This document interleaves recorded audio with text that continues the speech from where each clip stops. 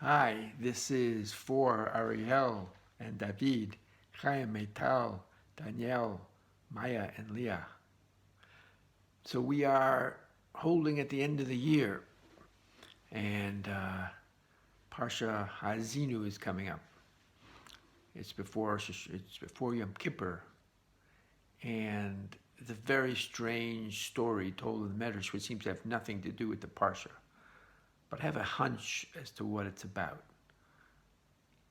So let me share with you this story. It's about two brothers. One is very wealthy. He has only one child, a beautiful daughter. But unfortunately, she had some misfortunes in her life. 3 times she got married, and 3 times her husband died the wedding night. So it became apparent to her that she could no longer get married. Far away on the other side of the world, her father had a brother who had 10 sons.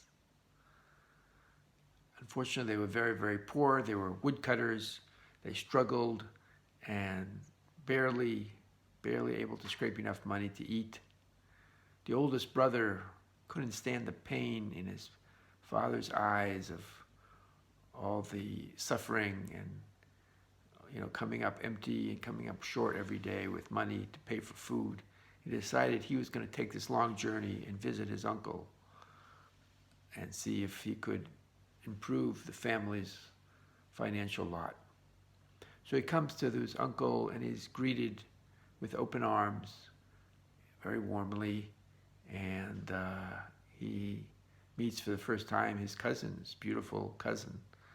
And after a while, he falls in love with her, and he finally gets up the courage and he says to his uncle, I have a question for you.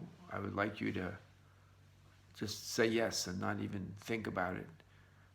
And his uncle was so thrilled. Listen, if you want a loan, you want an outright grant, anything, we love you. We're so happy to have you here.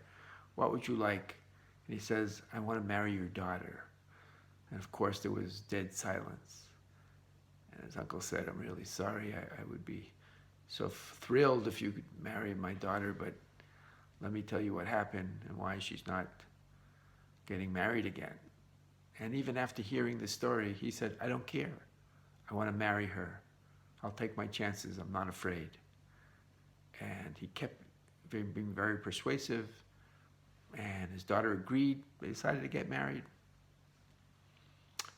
So the wedding day came, and the Midrash tells us outright that one of the elderly guests, was Eliyahu Navi, Elijah the prophet.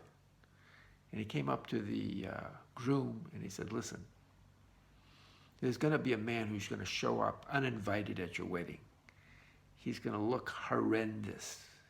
His personal habits are horrendous. And I want you to seat him at the head of the table. Make sure he eats well and he's well cared for. And he left. Sure enough, this disgusting looking man shows up, and the groom girded himself and went up to him and said, I'd be so honored if you'd sit at the head of the table. What can I get you? You missed the first course. I'm going to get you everything to eat. And it was very, very nice to the man. Right after the wedding ceremony, this very disgusting looking man came up to the groom and said, come aside, I need to talk to you. So they went aside in a room, and he says, I am the angel of death. I've come to take you. And the groom said, are you kidding me? Can I have a week, the week of, the Sheva Brachot? Can I have the week with my new bride? And he said, no, tonight, now. He said, well, how about one day? Can I have one day? No, you're coming now. He says, well, can I at least say goodbye? She's in another room talking to other guests. Can I say goodbye to her? He said, yes, I will grant you that. So he goes to the other room and he whispers to his bride, he says, I love you, and I took a chance. I knew it was possible that things wouldn't work out, but I so much wanted to marry you. But I have terrible news. In the other room is the angel of death, and he's insisting that I come now. And she said, you stay here. I want to talk to him alone. And she went in and closed the door, and she said to him, you have no right to do this.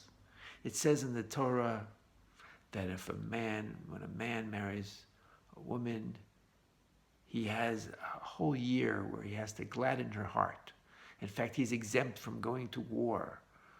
Among the other exemptions, if you just, built a house, and if you just sowed a field, if you just got married, you don't even have to go to a voluntary war.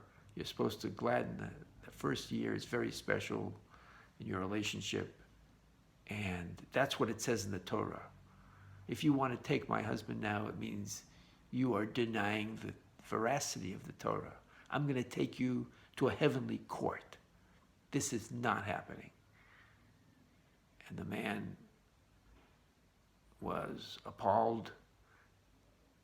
The bride's prayers broke through, shook the heavens, and God told the angel of death, go, get out of here. And so the bride and groom went home, and in the middle of the night, the parents got up, as they had done 3 times before, and they went outside and they dug a grave, figuring what's going to change.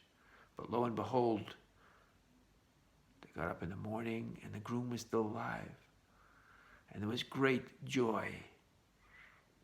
And that's how the story ends. The question is, what does it have to do with anything?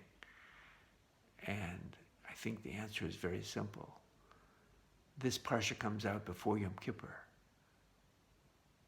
The Midrash is trying to say, when you pray for your life on Yom Kippur, don't be meek about it. Be strong about it. Tell God what you think, what's right and wrong, what you deserve, what you rightfully deserve. Just pray hard. Your life is at stake. Pray hard and don't be afraid.